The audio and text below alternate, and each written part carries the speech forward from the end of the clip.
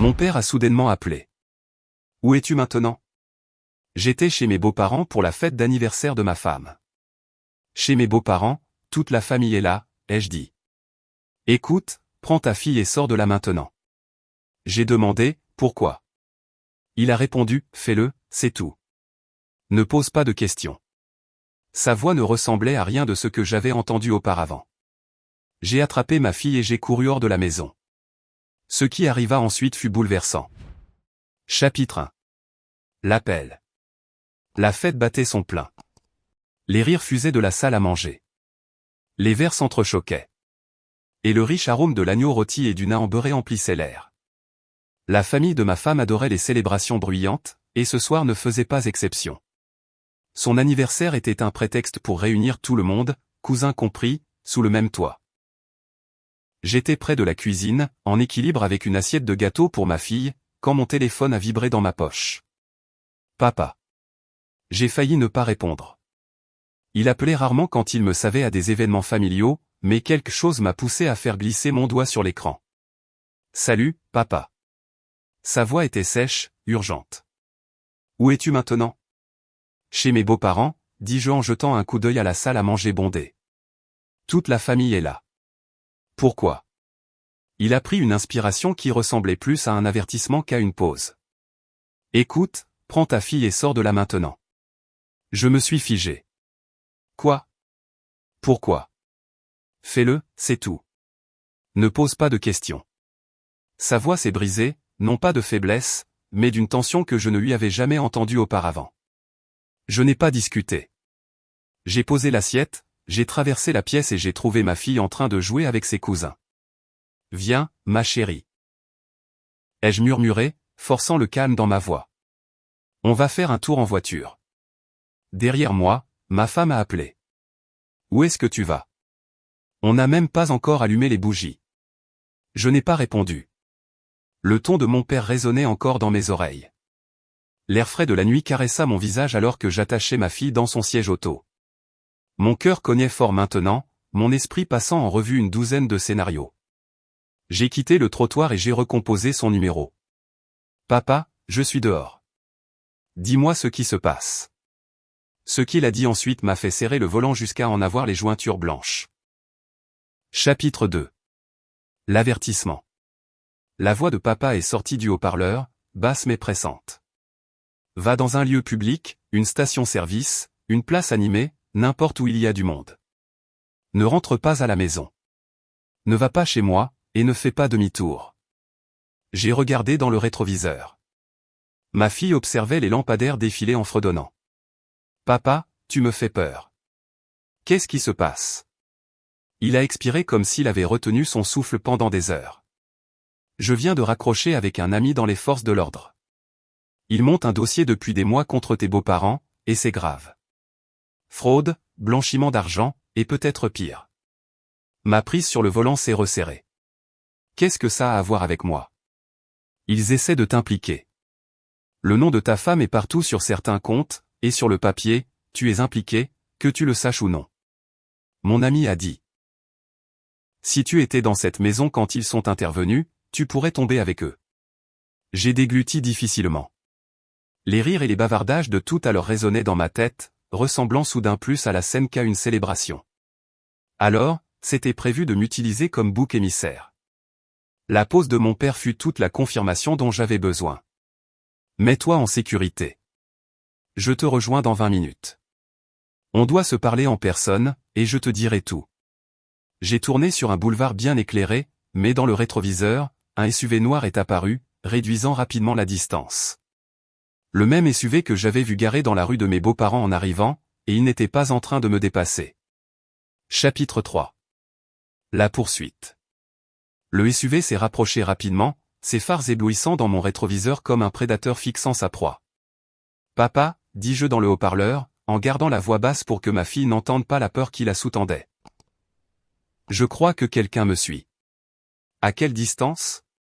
Trop près, ai-je marmonné en changeant de voix. Le SUV a imité mon mouvement. Écoute attentivement, dit papa, son ton soudainement sec et tactique. N'accélère pas. Ça attirerait l'attention de la police. continue juste d'avancer vers un endroit fréquenté.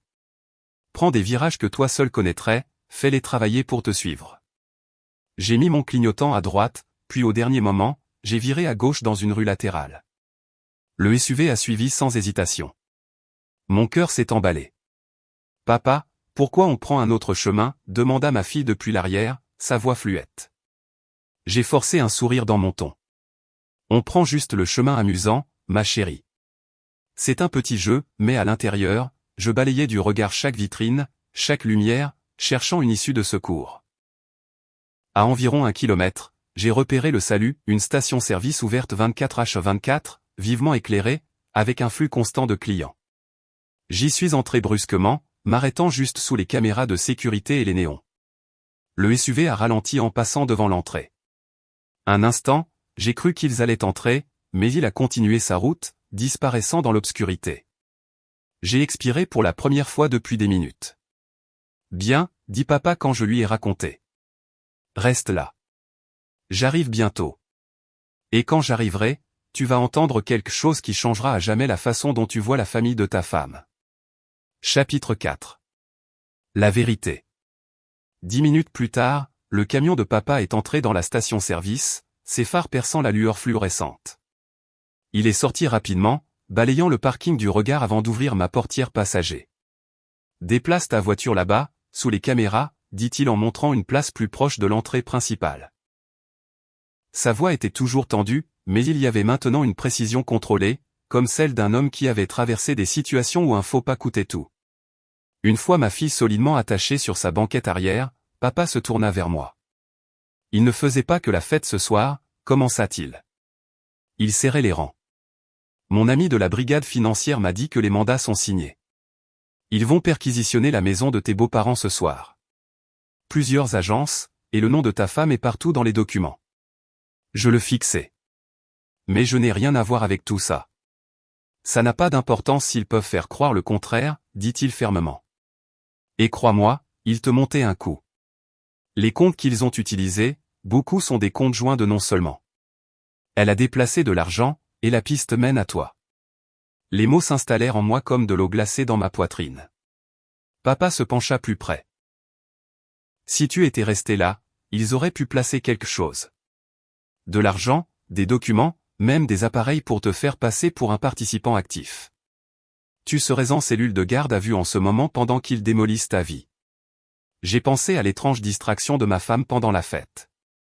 La façon dont son père avait été presque trop amical, remplissant mon verre. Comme par un signal, des sirènes retentirent faiblement au loin. Mon père jeta un coup d'œil dans cette direction. « C'est eux, dit-il. Ils interviennent maintenant. » J'ai regardé ma fille sur la banquette arrière, endormie, en sécurité, complètement inconsciente de la catastrophe que nous venions d'éviter de justesse, et j'ai su que ce n'était pas fini. Chapitre 5. La perquisition. Les sirènes devinrent plus fortes, puis se turent brusquement, remplacées par le bruit sourd et distant de portières de voitures claquant et par des ordres aboyés sèchement. Du coin le plus éloigné du parking de la station-service, je pouvais voir le faible scintillement du rouge et du bleu se reflétant dans le ciel, en direction du quartier de mes beaux-parents. Les yeux de mon père ne quittaient pas cette lueur. Ils encerclent la maison maintenant, dit-il doucement, presque pour lui-même. J'imaginais la scène. Des officiers en tenue tactique se déversant sur la pelouse manucurée, leurs bottes crissant sur le chemin de gravier. La porte d'entrée s'ouvrirait sous le poids d'un bélier. Et en quelques secondes, le salon, celui-là même qui était rempli de rire et de champagne quelques minutes plus tôt, se transformerait en une tempête d'ordre et de pas pressés. J'ai appelé un ami qui habitait 2 rues plus loin. Il a répondu à la 2e sonnerie, la voix tremblante. « Mec, chez tes beaux-parents, on se croirait dans un film. Des fourgons de police, des SUV banalisés, des agents qui sortent des boîtes et des sacs. Ta femme est dehors, menottée, en train de se disputer avec un inspecteur. » Mon estomac se serra. Et les enfants, ils sont sortis par une femme policier, calme, mais effrayée. La mâchoire de papa se contracta. Tu vois maintenant pourquoi je t'ai appelé. J'ai hoché la tête lentement. Tous mes instincts me hurlaient d'y aller, de demander des réponses, mais je savais que ce serait le pire geste que je puisse faire. Si l'avertissement de mon père était juste, et à en juger par la situation, Entrer dans cette scène aurait pu signifier entrer dans une cellule. Le téléphone vibra dans ma main. Un message de ma femme. Quoi que tu aies entendu, ce n'est pas vrai. Retrouve-moi, s'il te plaît. Je l'ai fixé, un calme glacial s'installant en moi. Je n'ai pas répondu, car après ce soir, je ne marcherai plus jamais aveuglément dans quoi que ce soit. Chapitre 6. Le masque tombe. Le lendemain après-midi, la nouvelle était partout. Les gros titres s'affichaient sur les chaînes locales, une famille d'hommes d'affaires éminents au centre d'une enquête fédérale pour fraude. J'étais assis dans le bureau de mon père, ma fille dans la pièce voisine dessinant avec ma belle-mère, tandis que papa faisait glisser un dossier en carton sur le bureau. Ça vient de Harris, dit-il, son ami de la brigade financière. C'est tout ce qu'ils ont sur tes beaux-parents et ta femme. À l'intérieur, il y avait des pages et des pages de relevés bancaires, de virements et de contrats. Chacun était un petit couteau qui se tordait un peu plus profondément. La signature de ma femme apparaissait sur plusieurs autorisations de comptes offshore. Elle avait été co-signataire sur des transactions immobilières qui n'étaient que des sociétés écrans pour blanchir de l'argent sale.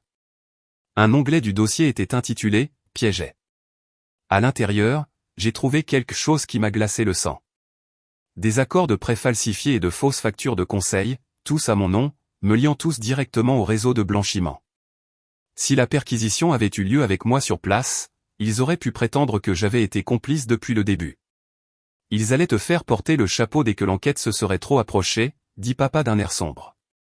Faire de toi le bouc émissaire pendant qu'il disparaissait avec tout ce qu'il pouvait sauver. Une vague de trahison me frappa plus fort que la peur ne l'avait jamais fait. Ce n'était pas seulement de la cupidité. C'était planifié, calculé. Ma femme s'était tenue à mes côtés lors de dîner, m'avait souri à table, avait bordé notre fille, tout en construisant le récit selon lequel c'est moi qui paierais les pots cassés. Je fermai lentement le dossier. Elle pense que je vais encore la protéger, qu'elle peut s'en sortir en parlant. Papa se renversa dans son fauteuil. Alors peut-être est-il temps qu'elle apprenne à qui elle a vraiment affaire. Et à ce moment-là, j'ai su que je ne me contenterai pas de me défendre. Je m'assurerai qu'elle n'ait plus jamais l'occasion de faire une chose pareille à qui que ce soit. Chapitre 7. Préparer le terrain. Le lendemain matin, j'étais dans le bureau de Harris avant même que le café dans sa tasse n'ait refroidi. Nous avons tout revu. Chaque signature, chaque facture falsifiée, chaque compte offshore portant mon nom sans mon consentement. C'est suffisant pour te disculper, dit Harris en tapotant la pile de preuves. Mais si tu penses aller plus loin, nous devons nous assurer que tout est blindé. Elle va se battre pour sa réputation aussi fort qu'elle s'est battue pour détruire la tienne. J'ai hoché la tête. Alors on va rendre ça si hermétique que le combat ne commencera même pas. Première étape, la défense publique. Harris a arrangé pour que je fasse une déclaration officielle par l'intermédiaire du bureau du procureur, précisant que je coopérais pleinement et que j'avais joué un rôle déterminant dans la découverte du complot. C'était sec, formel et parfait. Ça me présentait comme le lanceur d'alerte, pas le suspect. Deuxième étape, le levier civil. Marc, mon avocat, a déposé une action civile préventive en dommages et intérêts contre ma femme, invoquant la fraude, l'usurpation d'identité et l'infliction intentionnelle de détresse émotionnelle. Cette manœuvre a gelé tous les actifs auxquels elle avait encore accès en attendant le procès. Troisième étape, la preuve sociale. Discrètement, j'ai laissé certains amis communs, ceux qu'elle ne soupçonnerait jamais d'être de mon côté, découvrir des bribes de vérité. Les documents du tribunal étaient désormais publics, et il n'a pas fallu longtemps pour que les bonnes captures d'écran commencent à circuler dans les conversations de groupe. Son image soigneusement construite a commencé à s'effriter sans que je dise un mot. Pendant tout ce temps, je ne l'ai pas contactée une seule fois. Pas un SMS, pas un appel. Si elle voulait me parler, elle devait passer par mon avocat. Et à ce moment-là, chaque conversation serait enregistrée. À la fin de la semaine, ces messages étaient passés de la défensive « Tu ne connais pas toute l'histoire » au désespoir « S'il te plaît, pouvons-nous nous voir ?» Mais sa version ne m'intéressait plus. Le piège était tendu. Il ne me restait plus qu'à la laisser y entrer. Chapitre 8. La confrontation. C'est arrivé un mardi après-midi. Je venais de quitter une réunion avec mon avocat quand je l'ai vu debout près de ma voiture sur le parking, les bras croisés, des lunettes de soleil cachant la majeure partie de son visage. « Daniel » dit-elle au moment où je m'approchais, « sa voix tendue mais essayant d'être douce. Nous devons parler seuls. Je me suis arrêté à une bonne distance de 2 mètres. Tu connais les règles. Tout ce que tu as à dire passe par Marc. Elle a jeté un coup d'œil autour d'elle, baissant la voix. Ce n'est pas à propos de l'affaire. C'est personnel. Tu dois me croire. Je ne voulais pas que les choses aillent si loin. Je n'ai rien dit, laissant le silence s'étirer jusqu'à ce qu'elle commence à tripoter la lanière de son sac à main. Finalement, elle a lâché le morceau. Ils allaient me faire tomber aussi. J'ai pensé que si je jouais le jeu, je serais en sécurité. Mais quand tu es parti cette nuit-là, ils se sont retournés contre moi. J'ai besoin de ton aide, Daniel. J'ai failli rire, non pas que ce soit drôle, mais à cause de l'audace pure. Tu m'as piégé pour que je porte le chapeau pour des crimes dont tu avais connaissance, et maintenant tu veux que je te sauve. Sa mâchoire se serra. Si tu ne le fais pas, je pourrais leur dire des choses qui te donneraient une mauvaise image aussi. Je me suis approché, juste assez pour qu'elle puisse voir le calme dans mes yeux. Tu veux dire les choses qu'ils savent déjà? Les choses que Harris et le bureau du procureur ont documentées, horodatées et directement liées à toi. Son visage est devenu blême. J'ai sorti une feuille de papier pliée de ma veste et je la lui ai tendue. C'est l'avis de ma poursuite civile contre toi. Fraude, usurpation d'identité et dommages et intérêts. Tu recevras le dossier complet de mon avocat d'ici vendredi. Elle le fixa comme s'il lui brûlait les doigts. Tu ne peux pas faire ça. Je peux, dis-je en me détournant. Et contrairement à toi, je ne bluffe pas. Quand j'ai atteint ma voiture, elle était toujours là, debout. Pas la femme arrogante qui m'avait dit un jour que je n'avais pas le choix, mais quelqu'un qui venait de réaliser que toutes les portes qu'elle pensait contrôler venaient de lui être claquées au nez. Et je n'avais même pas encore commencé la phase finale. Chapitre 9. Le coup de grâce. 2 mois plus tard, la phase finale s'est mise en place comme sur des roulettes. Le dossier du procureur contre mes beaux-parents était en béton, et ma poursuite civile contre ma femme avançait sans accroc.